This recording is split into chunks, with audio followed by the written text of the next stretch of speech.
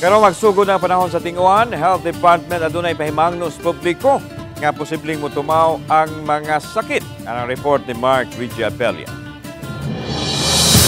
Daw nagpuli-puli ang kainit ug kabugnaw sa panahon karon nunot kini sa pagtransisyon sa dagan sa panahon.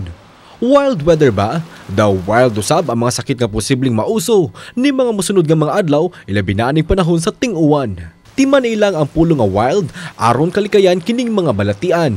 Ang W alang sa waterborne diseases o mga sakit nga posibleng makuha sa pag-inom o kontaminadong tubig tungod sa mga pagbaha. Letter I alang sa influenza-like o malatrangkasong mga sintomas sama sa ubo, sipon o panakit sa kalawasan. Bakit dumadami ang nagsisipon, nagsusore throat? Maaaring dahil yan sa pagbago ng panahon ng ating lalamunan.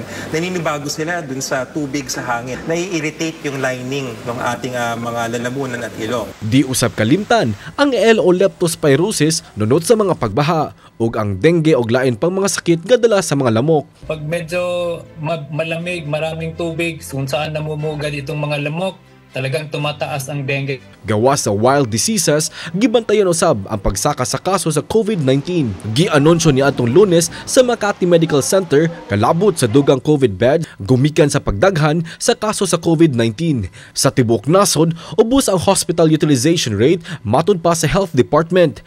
Apan, gipahimangnuan ang mga vulnerable o kadtong mga hamtong o adunay mga sakit. No requirement for border control, no requirement for mandatory mask, no requirement for additional vaccination, but we're monitoring the cases. Kauban si Clarence Gabutin, Mark Rigiapelia. Balitang Bisdak.